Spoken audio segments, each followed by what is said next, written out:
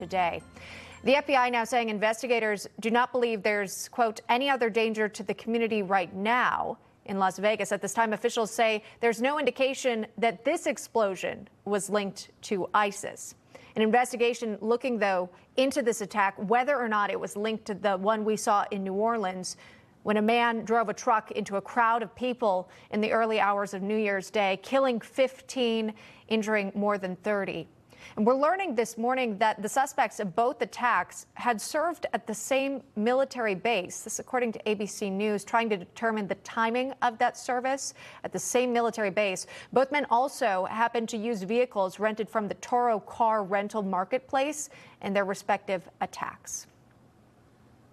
Let's bring in now Robin Biro, Democratic strategist, and Virginia Allen, host of The Daily Signal. Welcome to you both, and thanks so much for coming on. Again, we normally tap into your political strategy here, but there is a bit of politics at play. We've got a brand new administration coming in and one ending on this note. Robin, let me start with you here. Just what we know at this hour, the communications that we've also heard from President Biden, was that reassuring to the American public that we're safe following this traumatic and tragic start to the brand new year? I'm not really sure, Emma, that anybody could say any words that are going to make Americans feel more safe. There have been 16 vehicular attacks over the last recent years. This is the thing now, and it's a rash. It's happening all over the world. So we need more actions. I think Americans would feel much better about this if there were stronger actions. We've heard enough words. Yeah. Indeed. Virginia, there's also an element of the story, too, when it comes to honesty and transparency from federal officials, including those at the FBI. What will you be watching for in the coming days and weeks when it comes to getting information from these top agencies? You know, Emma, I think like most Americans, we have so many more questions than we do answers right now. And I do think that this is actually a really strategic opportunity for the FBI to, in many ways, restore trust, right, in their institution. A lot of Americans have lost a lot of trust in the FBI. So the answers that the American people need is, number one, were individuals in both of these situations, were they acting alone? How were they radicalized, specifically in the case of the event in New Orleans with that ISIS flag in the truck? This is an individual that served in our military, that worked for Deloitte, for all intents and purposes, appeared to have a pretty normal life, certainly some hardship, but there's major questions about, okay, if he was radicalized, what did that look like? What was that method? And that's a major question that the FBI needs to answer, and I think that the American people deserve to know. And then, of course, there's a practical element on that local front where why was not more done as far as local law enforcement to make sure that there were barricades up, that an incident like this couldn't take place. But I'll be watching very, very closely in the coming days and weeks to see, can the FBI really go about restoring that trust that the American people deserve to understand what really happened here. That's a great point. Particularly in New Orleans, even if, you know, the Super Bowl is coming up and you want to make changes, you still have to think about what's happening present day. New Year's Eve celebration, the Sugar Bowl, you've got people coming in from all over. They want to celebrate and they want to be safe.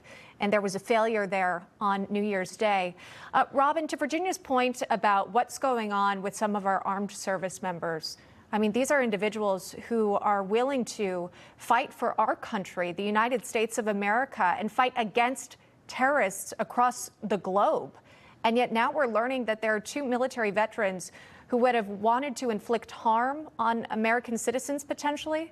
How do you read that? How do you make sense of it? It's terrifying, Emma. And look, I'm a veteran myself. I served 10 years in the military, and I actually served in Killeen, Texas at Fort Hood. I forget what it's called now, but I served at what was then called Fort Hood when Major Nidal Hassan committed that atrocious act of murder there. And it was shocking at the time. I remember, you know, we were all told to shelter in place and for hours and hours and hours. And the thought then, Emma, that one of our very own could be targeting us at our very own base was shocking. But now it seems like a new norm. I know that your previous guest was remarking that they've studied this in the Pentagon. I have no doubt that they have. We were briefed as well in our unit about possible unit members becoming possibly radicalized. And we had happen, with a member of our armed forces overseas who, if you recall, I can't remember his name, but he abandoned his post and went and joined ISIS overseas. It's insane, but it happens. There's always a few bad eggs in every large group of people. Yeah, absolutely. And you would just hope that whoever is incoming Secretary of Defense, someone who's overseeing these military men and women, the top priority is obviously making sure that everyone who's willing to serve and die for the country, truly that is the intention there, and not that they would wish any harm. And obviously, this is a rare occurrence, but the fact that it has happened twice now in one day is shocking. Virginia, there was a lot of confusion initially, and we talked about this, about whether or not to categorize the New Orleans attack as a terrorist related. I mean, the mayor came out and said it right away, but that was walked back by the FBI field office communicator there. Does that individual, is that a reliable source of information at this point? Or could you understand why folks would be questioning, the FBI and what happens next with this investigation? Well, certainly you want to make sure you have facts straight in a situation like this. There's can be a lot of rumors that easily start, so it can be a very sensitive topic anytime after there's such a tragedy like this one. You want to be careful, but it's hard to think that you could call this anything but an act of terrorism for an individual to obviously very intentionally mow down individuals with a vehicle, and then to have an object like an ISIS flag in that vehicle that indicates there was this religious motivation out of this radicalized understanding of his faith. That really points to this directly being an act of terrorism. Now, I think obviously we need to find out more, and I think the FBI owes the American people that much to inform them of both, the videos that he had posted, what was in those, if he had additional postings online that indicated how he was radicalized. That's all information that hopefully we will learn very, very quickly. But to say that this wasn't an act of terror, I find that very, very hard to believe. Yeah. We've been monitoring the Truth Social feed of President-elect Donald Trump. He just shared one about 57 minutes ago. And he talks to this. With the Biden open borders policy, I said many times during rallies and elsewhere that radical Islamic terrorism and other forms of violent crime will become so bad in America that it will become hard to even imagine or believe. That time has come, only worse than ever imagined.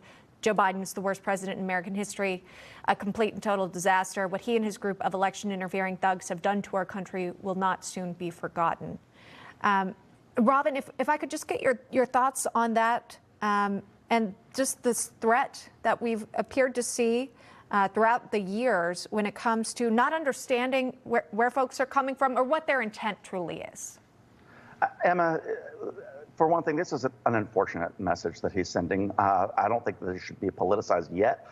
But look, make no mistake, these were two Americans, actually, that committed a crime against other Americans. Both served in the military, evidently. But I want to make no mistake, the open border was a serious issue. It will remain to be a serious issue for generations because of the sheer volume of the numbers of people that came through the border, which is why my party, the Democratic Party, it's one of the big reasons we lost this election. Make no mistake, and Americans are concerned about that. And we just need to do a better job of securing our border and finding out the bad actors that did come through and weeding them out. So I understand his anger. I just think the timing is pretty unfortunate. Okay. Right. And again, trying to learn as much as we can about these suspects. And normally you don't like publicly sharing their names so often, but to learn more and the intent behind it, you think about obviously the lives who have been extinguished because of these terrible, terrible acts of violence. Those are who you should be remembering at this time. And we will learn more about them. Robin Byro, Virginia Allen, thank you very much for joining us today. Thank you.